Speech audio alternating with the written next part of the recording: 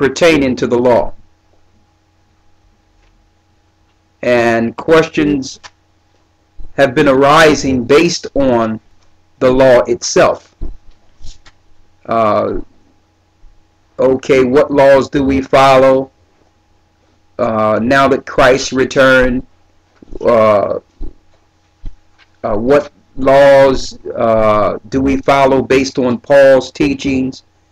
These questions have arisen on more than one occasion, and it ties into the topic. It also ties into the radio show we had earlier. And, so we went into a study to give some understanding. First of all, dealing in the law. Let me hit that first. The law is broken down into 4 separate parts. I'm going to type them in here for you so you can write them down yourself. Moral, civil,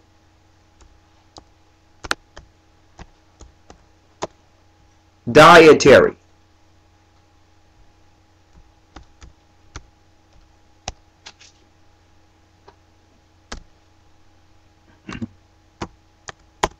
and ceremonial. Moral, civil, dietary, and ceremonial. To break it down into these 4 sections, it helps you understand the law and what to follow. Some people might say, you might hear it usually in the Christian church, that there's over 600 some laws. We can't follow all these laws. 613 laws. Which laws do we follow? The reason they feel they can't follow these laws is based on the fact that they don't want to follow the laws. That's number 1. Number 2, if you break it down, it's really not that complex.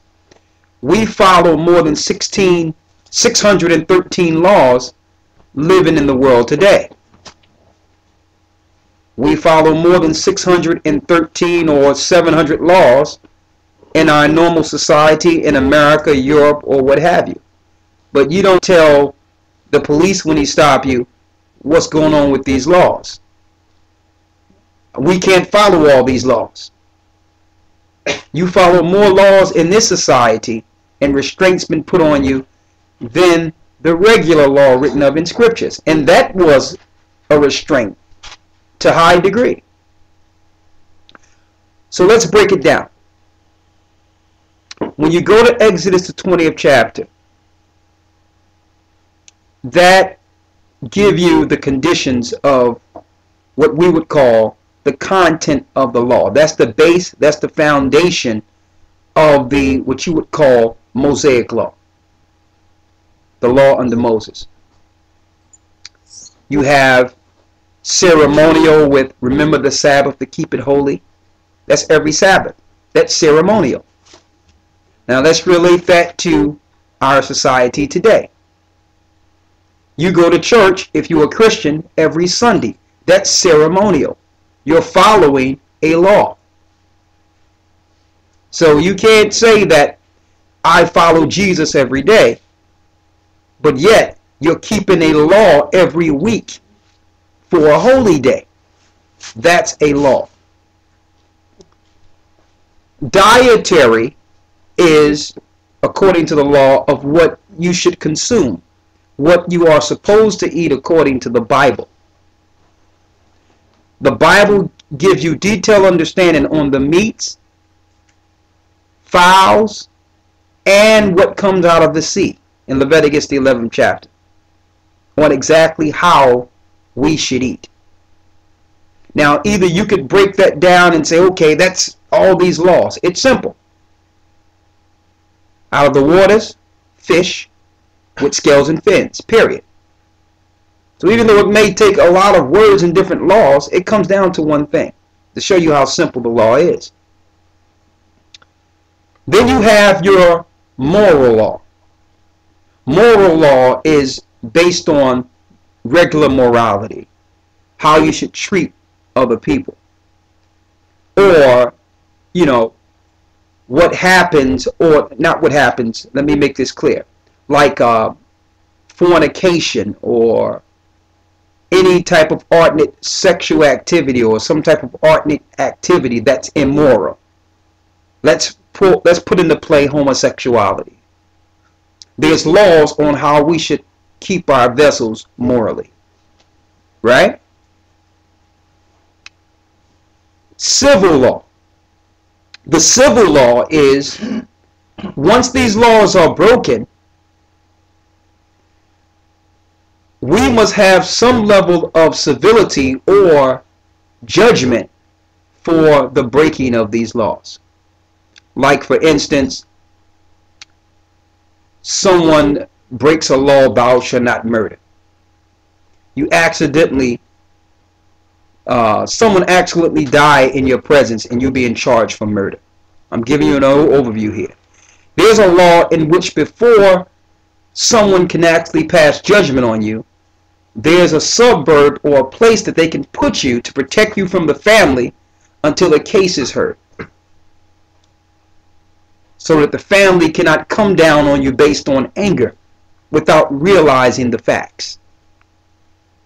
Okay, so that's the civil law based on thou shalt not murder.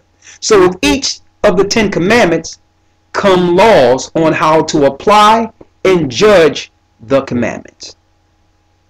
Okay, so like for instance, the Lord says again to the Sabbath, remember the Sabbath to keep it holy. If you broke the Sabbath, according to the Old Testament, that was death on the spot. So there were civil laws put in place to enforce the laws we read of the 10 commandments. So you really have 10 commandments to follow. But a lot of laws come with them because people break laws every day. That's why there's so much. Also with ceremonial. Everything was a law. What Aaron's son was supposed to put on, what they would, the artifacts and things they needed to do the ceremony, every little thing for the Sabbath service, what sacrifice to bring, every little thing was a law. You understand? So we're not under the ceremonial law to the point where we must follow the Levitical priesthood. So that's a whole lot of laws just placed out of the way now that Christ gave us the sacrifice.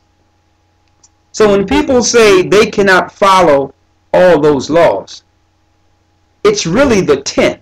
The rest of the law is just giving you understanding on what happens when you break the 10. Okay? There's a thing in which thou shalt not steal. If someone steals, there's a civil law on how much you will give a person back for what you've stolen. Sometimes it's 4 times as much. But if you follow the commandment, thou shalt not steal, the other laws are void when it comes to civility and paying back. So Christ brought us the law which is written in our hearts that will allow us to abstain from breaking these laws based on love.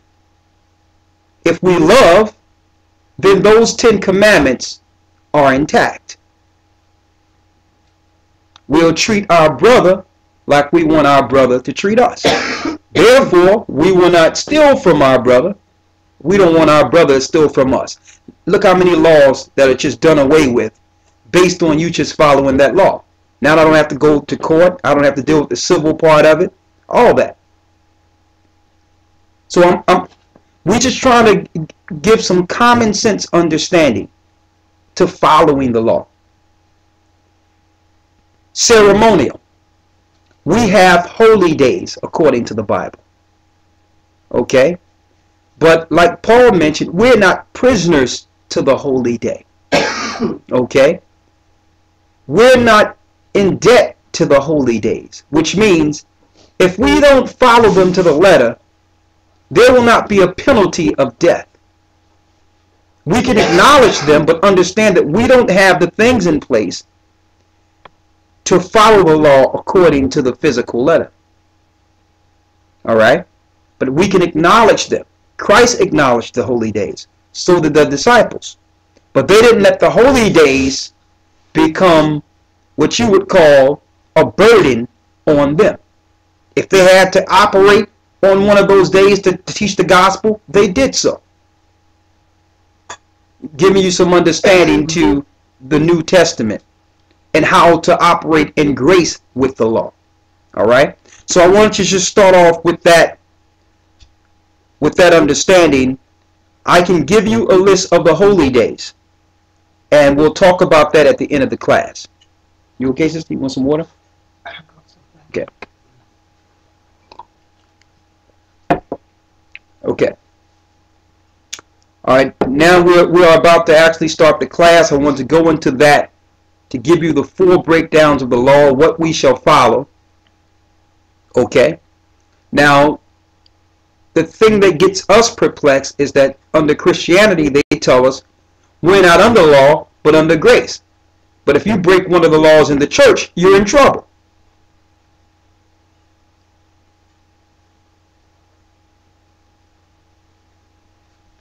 So let's get some scriptures now.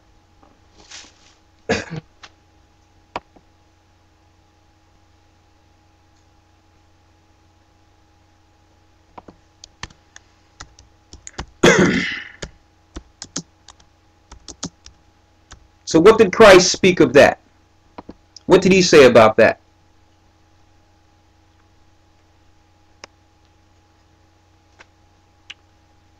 I need you to go to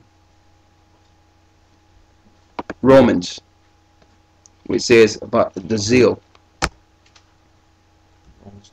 Mm-hmm. And Matthew 23.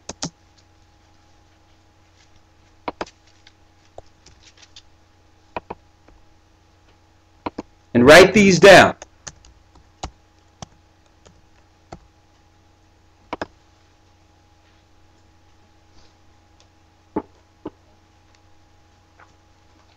Read what you have. Romans 10 and 1. Romans chapter 10 verse 1. Brethren, my heart's desire and prayer to the Most High for Israel is that they might be saved. So Paul was praying for Israel that they might be saved. Okay? Now the reason Paul was distinctly praying for the Israelites is not just the fact that Christ came to save the Israelites, but the fact that all the other nations were intact, they had practices, and they were established as a people. The Israelites are a dejected and rejected people in the earth. So just like the prophets, Paul prayed for these people. Read. Verse 2. For I bear them record that they have a zeal of the Most High. It says, I bear them record that they have a zeal of the Most High. Go ahead. But not according to knowledge. But not according to knowledge. So in the churches, yeah, they have a zeal for the Most High. You cannot tell me these are not spiritual people. Highly spiritual. We came out of the church. All right? But they have a zeal. They want to serve the Most High, but they're not serving Him according to knowledge. Knowledge means to know. They just going by the traditions that was placed on them. Read. Verse 3. For they being ignorant of the Most High's righteousness. So they being ignorant of the Most High's righteousness, because they don't know. They don't know who the Israelites are. They don't know the true doctrine of the Bible. Read. And going about to establish their own righteousness. So because they're ignorant, they haven't been taught. They're establishing their own righteousness now. They're making their own laws. They're telling you that the law is done away with and I don't have to deal with the law and I'm under grace. But if you go into the church and break one law, you're in trouble. The laws they establish. So now they establish their own law. Read. Have not submitted themselves unto the righteousness of the Most High. But they have not submitted themselves unto the righteousness of the Most High. The Most High's righteousness is His law. That's the law. That's His righteousness. Now, Christ brought us a higher understanding on how to deal with the law. If we love each other, therefore the laws are void. You will not do to your brother the things that, that would require a judgment. Okay?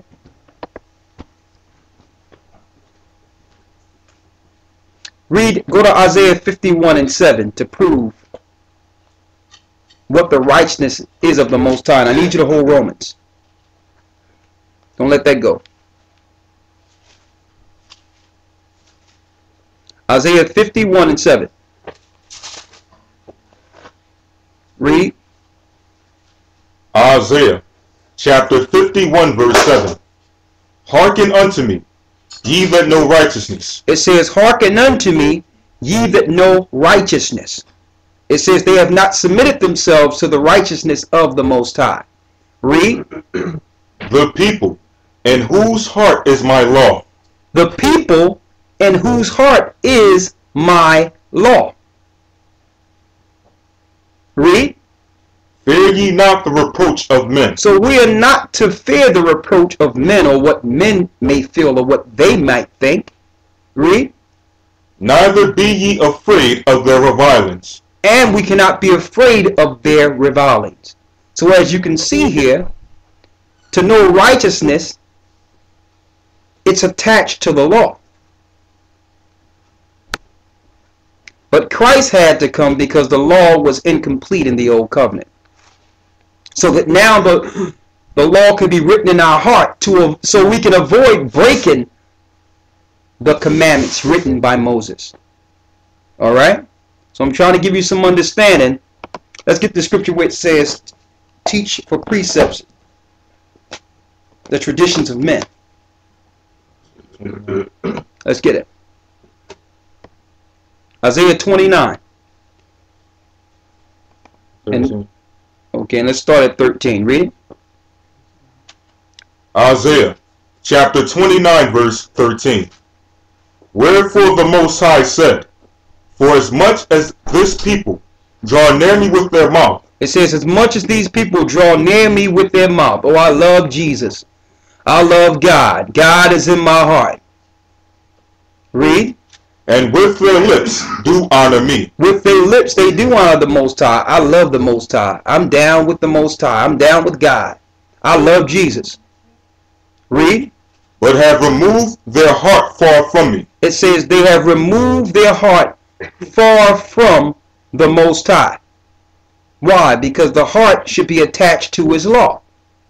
There's one way to please the Most High, and that's following the laws, statutes, and commandments contained in the book. Read. And their fear toward me is taught by the precept of men. And their fear towards the Most High is taught by the precepts of men. So they're fearing the Most High not because of the Most High's laws and what the Most High said He would do if you break them. They fear the Most High based on what their preachers or teacher told them the Most High wants them to do. Like the pressure of paying tithe and all this extra money to people that you know don't need it. With the prosperity movement, that's a perfect example. Make you feel bad, like God is going to do something to you if you don't give them money. That's a commandment or precept of men. Okay? Can someone tell these other come in here? Okay.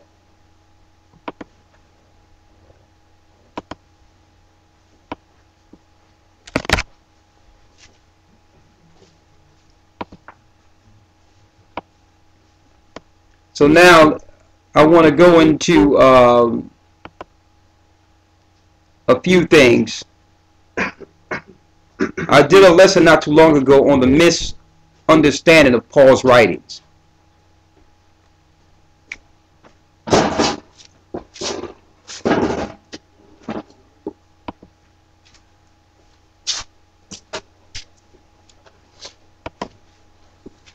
I did a lesson a while back on the misunderstanding of Paul's writings. And it leads me to this topic because this place where I'm going is the core root of the misunderstanding of Paul's writings. And I dealt with it today on the radio, and I'm going to share it with a lot of you. The reason most people are questioning Paul's writings have nothing to do with Christ's doctrine at all. It had everything to do with the elevation of the Islamic movement during the time of the Crusades, when Islam started gaining ground in around the 13th century. And eventually, for some, at one point, took the Holy Land. Now, during this time, Spain was a superpower, big-time superpower, primarily Muslim. And that leads us to a book called The Book or Gospel According to Barnabas. Because there was no credence at all for Muhammad's existence in the Old or New Testament, mind you, both were intact during the time that Islam became an actual religion. Because there was no context